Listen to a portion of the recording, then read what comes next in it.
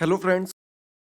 तो दोस्तों संस्कृत व्याकरण के अंतर्गत आपकी चैप्टर वाइज क्लासेस में एक बार फिर से बहुत बहुत स्वागत है। ये क्लासेस आपके आगामी सभी एग्जाम्स के लिए बहुत ही महत्वपूर्ण है, जिसमें आपके एक एक करके सभी चैप्टर्स को हम कवर कर रहे हैं। आप लोग इन क्लासेस को जरूर अच्छे से देखिएगा और अपने सभी चैप्टर्स को क्लियर कर लीजिएगा। इसमें आपके दो चैप्टर्स हम पहले कवर कर चुके हैं।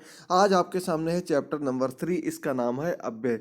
अव्यय के कौन क्या क्या इसके अंतर्गत अव्यय आते हैं, कौन कौन से शब्द होते हैं, उन सभी के बारे में पूरी व्याख्या से बात करेंगे। एक एक चीज को आप लोग जरूर समझिएगा और अंत तक देखिएगा। साथ ही साथ दोस्तों आपको बता दें कि इसके अंतर्गत आपका शब्दार्थ टॉपिक भी लगभग लगभग क्लियर हो जाएगा, क्योंकि अव्यय से ही कभी कभी क्वेश्चन आ जाता है कि शब्दार्थ आपका संस्कृत में शब्द दिया रहेगा और उसका आपको हिंदी अर्थ बताना होगा। तो दोनों चीजें हम साथ में ही क्लियर करेंगे। आप लोग जरूर क्लास में एंड तक बने रहिएगा। चैनल को अगर आपने अभी तक सब्सक्राइब नहीं किया तो जरूर सब्सक्राइब कर लीजिएगा और अपनी पूरी तैयारी करते रहिए। डेली 6:30 पर आपकी लाइव क्लास आती है, उसको देखते रहिए और साथ ही साथ टेलीग्राम पर जुड़ना मत भूलिए। तो दोस्तों हम लोग बात कर रहे हैं अव्यय की। आखिर अव्यय शब्द होते क्या हैं, तो हमने आपको हिंदी में बताया था। सीधे सबसे पहले आपको बिना परिभाषा देखे एक पॉइंट बता देते हैं कि जिससे लिंग में कोई परिवर्तन ना हो, यानी कि स्त्रीलिंग पुल्लिंग के लिए जब एक जैसे शब्दों का प्रयोग किया जाता है वे आपके अव्यय शब्द कहलाते हैं। देख लीजिए संस्कृत में क्या लिखा गया कि संस्कृत में जिन शब्दों के रूप में उत्पन्न नहीं होता, यानी कि ऐसे शब्द जिनमें विभक्ति वचन या लिंग के आधार पर कोई परिवर्तन नहीं होता, वे शब्द अव्यय शब्द कहलाते हैं।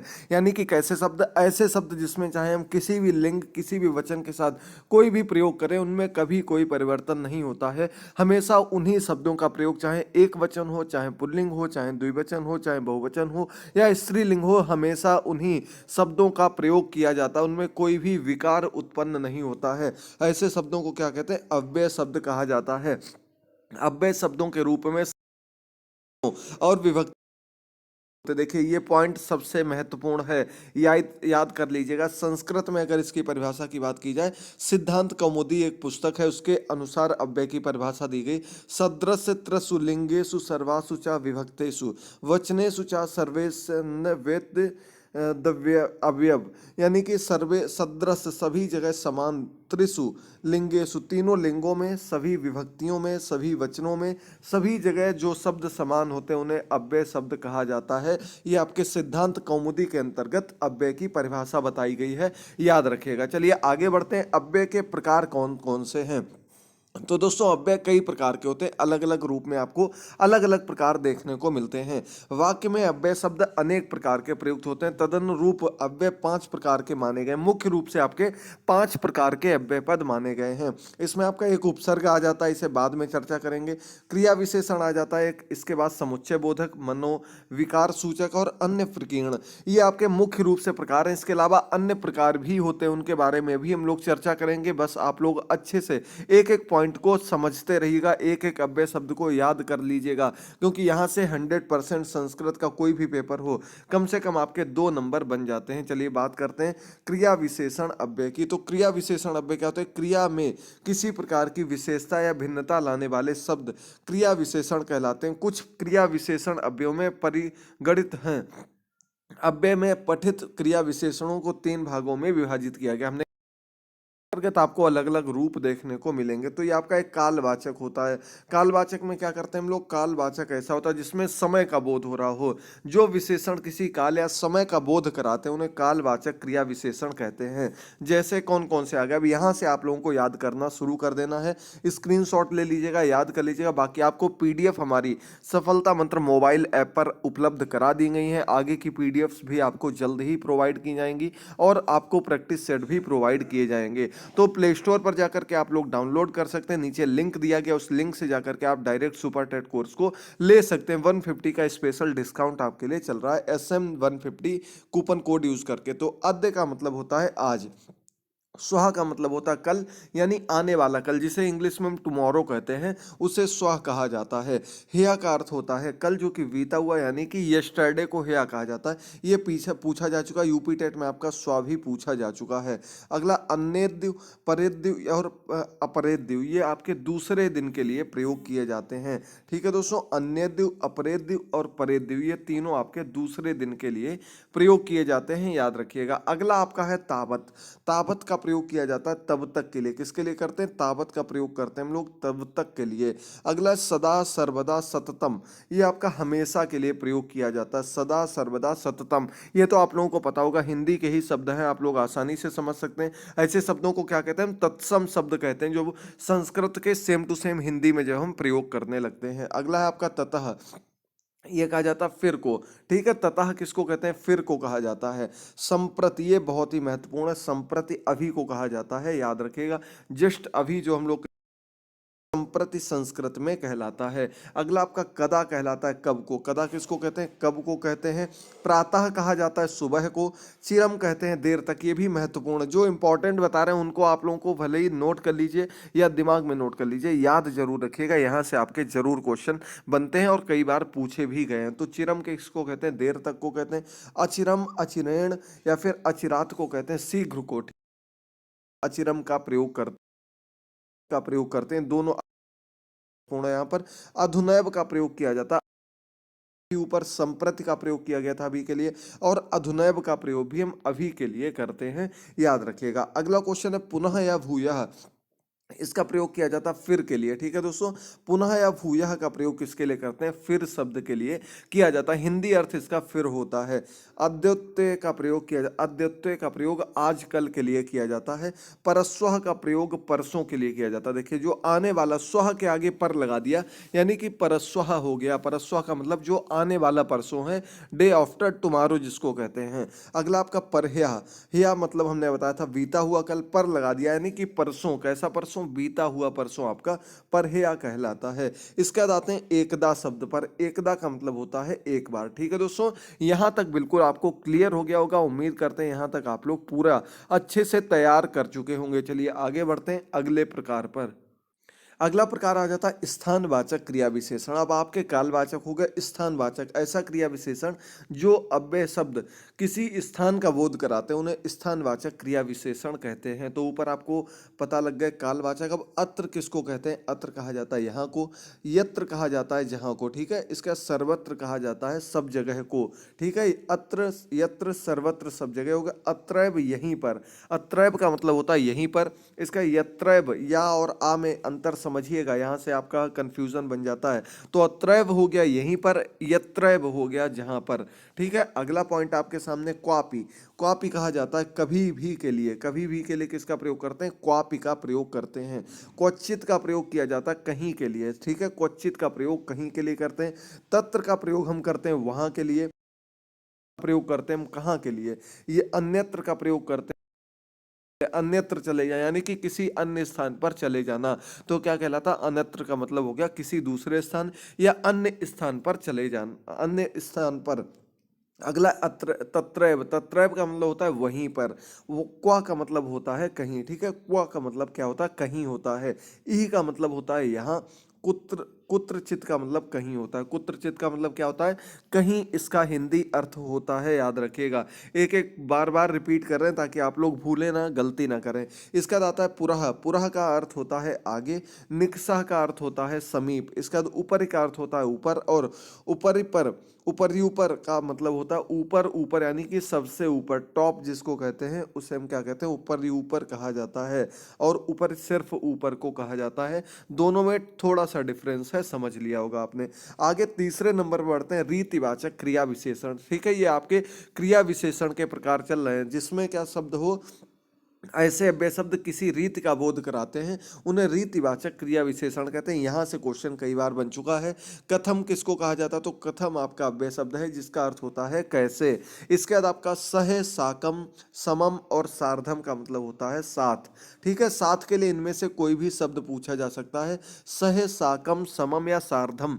तो इनमें से आपको याद रखना सबका अर्थ सेम रहता है। आगे बढ़ते हैं दृष्टिया का। दृष्टिया का अर्थ होता है सौभाग्य से। ठीक है, दृष्टिया का अर्थ क्या होता है? सौभाग्य से। अगला क्वेश्चन है सद्वा, सत्वारम और झटिति। इसका अर्थ होता है शीघ्र। ठीक है, सद्यम और सत्वारम, और सद्य और सत्वारम, झटिति, ये शीघ्र का अर्थ होता है। इसका तथा आ जाता है आपका उस प्रकार के लिए। ठीक है, यथा आ जाता है जिस प्रकार के लिए। नूनम आ जाता है निश्चय के लिए। ये बहुत ही महत्वपूर्ण है, नूनम जगह दोस्तों, नूनम नोट कर लीजिएगा किसी जगह पर। अगला प्रकामम, इसका अर्थ होता है यथेष्ट, ठीक है। प्रकामम का अर्थ क्या होता है? यथेष्ट होता है। इसका अगला आता है आपका अर्थम। अर्थम का अर्थ होता है निमित्त, ठीक है। किसी के निमित्त, किसी प्रयोजन के लिए हम प्रयोग करते हैं अर्थम का नाम। अगला आपका सहसा। सहसा का मतलब होता है अचानक, इमीडिएटली, जिसको कहते हैं अचानक। इसके बाद अगला आ गया आपका अपि। अपि कहा जाता है भी के लिए, ठीक है। इसका बाद ईसत आ जाता है आपका थोड़ा के लिए। ईसत किसके लिए? थोड़ा शब्द के लिए हम ईसत का प्रयोग करते हैं। इसका बाद आ जाता है मुधा। मुदा का प्रयोग हम करते हैं व्यर्थ के लिए, दोस्तों याद रखिएगा। इसका ननु का प्रयोग किया जाता है प्रश्न सूचक के लिए। हम किसका प्रयोग करते हैं? ननु का प्रयोग करते हैं। इसका कथच्युत का प्रयोग किया जाता है किस प्रकार के लिए? यह भी महत्वपूर्ण है। कथच्युत का प्रयोग किसके लिए करते हैं? किस प्रकार के लिए करते हैं। इसके बाद अगला आ जाता है आपका किंचित। किंचित का प्रयोग कुछ के लिए किया जाता है, याद करिएगा। यहां तक बिल्कुल उम्मीद करते हैं आपको क्लियर हो गया होगा। अब हम लोग बढ़ते हैं अगले पॉइंट पर, देखते हैं अगला आपका कौन सा प्रयोग है। तो यहां तक आपके क्रिया विशेषण के प्रकार कंप्लीट हुए। अब पहुंचते हैं समुच्चय बोधक के लिए। तो दोस्तों समुच्चय बोधक पद कौन कौन से होते हैं, एक एक पॉइंट को देखते रहिए, याद करते रहिए। और दोस्तों साथ ही साथ चैनल को जरूर सब्सक्राइब कर लीजिएगा। आपके लिए लगातार क्लासेस लाते हैं। चैप्टर नंबर फर्स्ट का प्रैक्टिस सेट भी करा दिया था, और चैप्टर नंबर फर्स्ट और सेकंड, इन सभी के लिंक डिस्क्रिप्शन बॉक्स में दिए गए हैं। उन सभी क्लासेस को देखेगा। इसके अलावा पर्यावरण अध्ययन की भी हमारा परिवेश बुक के क्वेश्चंस आपके लिए लेकर आ रहे हैं, उनको भी जरूर देखिएगा। अगला पॉइंट आपके सामने है समुच्चय बोधक। अथ ये किसके लिए? तब के लिए प्रयोग किए जाते हैं, वाक्य के आदि में लगाए जाते हैं। वाक्य के आदि यानी कि शुरू में इनका प्रयोग किया जाता है। तू का प्रयोग किया जाता है तो के लिए, ठीक है। तो वाक्य के आदि में नहीं आता, याद रखिएगा। तू जो है ये एक वाक्य खत्म होने के बाद प्रयोग किया जाता है, तब इसको लगाते हैं। अगला पॉइंट है आपका, देखिए किंतु परंतु परच्वा। इसे हम प्रयोग करते हैं लेकिन के लिए। किंतु परंतु परच्छुआ का प्रयोग लेकिन के लिए किया जाता है। चलिए आगे बढ़ते हैं अगले पॉइंट पर।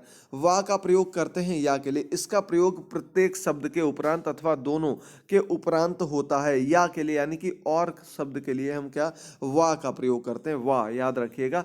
और इसका प्रयोग प्रत्येक शब्द के अंत में या फिर किसी एक के अंत में लगाया जाता है। इसी प्रकार से अथवा, वा था वही सेम अथवा चीज है। अथवा का अर्थ भी या होता है, और वो भी वा के स्थान पर या वा की तरह ही यूज किया जाता है। अगला आपका जाता चा। चा तो आपने बहुत बार देखा होगा। रामस्य, रामस्य, सीतस्य, इस प्रकार से प्रयोग किया जाता है। बहुत जगह आपने चा का प्रयोग किया देखा होगा। तो चा का प्रयोग जो होता और के अर्थ में होता है। प्रत्येक शब्द के उपरांत अथवा दोनों के उपरांत किया जाता है। ये देखिए रामस्य श्यामस्य, रामो श्यामस्य। तो ये चा जो लगा हुआ अंत में, ये आपका और के लिए, यानी कि राम और श्याम, ठीक है। राम और सीता, इस प्रकार से हम इनका प्रयोग करते हैं। तो ये चा का प्रयोग और के लिए प्रयोग किया जाता है, याद रखिएगा। आगे बढ़ते हैं चेत। चेत का अर्थ होता है यदि, ठीक है दोस्तों। यदि, यदि या फिर अगर वाक्य के आदि में इनका प्रयोग नहीं किया जाता। चेत का प्रयोग हम वाक्य के आदि है। अगला पॉइंट है आपका नोचेत। नोचेत का मतलब है नहीं। तो ये भी महत्वपूर्ण है, नोट कर लीजिएगा। नोचेत देख लीजिएगा, सामने लिखा हुआ है आपके। इसका अर्थ होता है नहीं। तो चलिए आगे बढ़ते हैं। यदि तरही, इसका प्रयोग होता है यदि या फिर तो, ठीक है। यदि और तरही, ये दोनों आपके यदि और तो के लिए प्रयोग किए जाते हैं। आगे बढ़ते हैं अगले पॉइंट पर। तत्। तत् का प्रयोग इसलिए करते हैं, यह भी बहुत ही महत्वपूर्ण है। तत् का प्रयोग किस लिए करते हैं? इसलिए किया जाता। तत् का अर्थ इसलिए होता है। अगला पॉइंट है ही। ही का अर्थ होता है क्योंकि। ही का अर्थ क्या होता है? क्योंकि होता है। यावत तावत सबसे महत्वपूर्ण है। यावत तावत इनका प्रयोग करते हैं जब तक और तब तक के लिए। हम यावत और तावत इन दो शब्दों का प्रयोग करते हैं, याद रखिएगा। आगे बढ़ते हैं अगले पॉइंट पर। अगला पॉइंट आपके सामने देखिए जल्दी से। यदा तदा, इनका प्रयोग जब और तब के लिए किया जाता है। तो दोस्तों मनोविकार सूचक अव्यय के अंतर्गत आपके ऐसे अव्यय आ जाते हैं जो कि मन के भावों और विकारों को सूचित करते हैं। इन्हें मनोविकार सूचक अव्यय के रूप में जाना जाता है। एक एक को अच्छे से समझिएगा, अच्छे से याद करते रहिएगा। यहाँ से भी एक क्वेश्चन आपका बन सकता है। इन्हें हम एक्सक्लेमेटरी के रूप में भी याद करते हैं। बाकी सूचक अव्यय आपके जितने भी थे इंपॉर्टेंट थे, वो आपको ऊपर तक बता दिए गए हैं। चलिए इन पर एक नज़र मार लेते हैं। तो इसमें आपका सबसे पहले आता है हा हंत। हा और हंत, इनका प्रयोग शोक सूचक के के रूप में प्रयोग किया जाता। किसके रूप में? शोक सूचक अव्यय कहा जाता हा और हंत को। इसके बाद आह, हम और दुम, इनका प्रयोग क्रोध सूचक यानी कि क्रोध के भाव को प्रकट करने के लिए हम संस्कृत में इन तीन शब्दों का प्रयोग करते हैं। इसके बाद ऐ, अय और भो, इनका प्रयोग संबोधन सूचक के रूप में किया जाता है। ऐ, अय और भो ये आपके संबोधन सूचक के रूप में प्रयोग किए जाते हैं संस्कृत में। इसके बाद अहो, ओहो, इनका प्रयोग हम विस्मय सूचक शब्दों के रूप में करते हैं, सूचक शब्दों के रूप में है। चलिए आगे बढ़ते हैं अगले पॉइंट पर। अगला पॉइंट आपके सामने दिया गया, देखिए जल्दी से।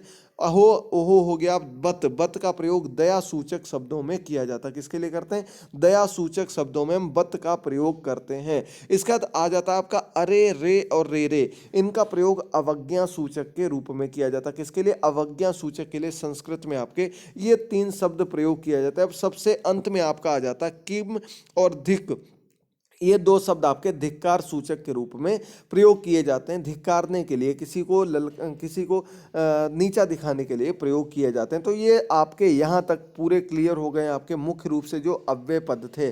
उम्मीद करते हैं आपको बिल्कुल क्लियर हो गए होंगे, अच्छे से आपको समझ में आ गए होंगे। तो दोस्तों मिलते हैं अगली क्लास में, तब तक के लिए इसी प्रकार से जुड़े रहिए, चैनल को सब्सक्राइब कर लीजिए और दोनों चैप्टर्स को जरूर देख लीजिएगा।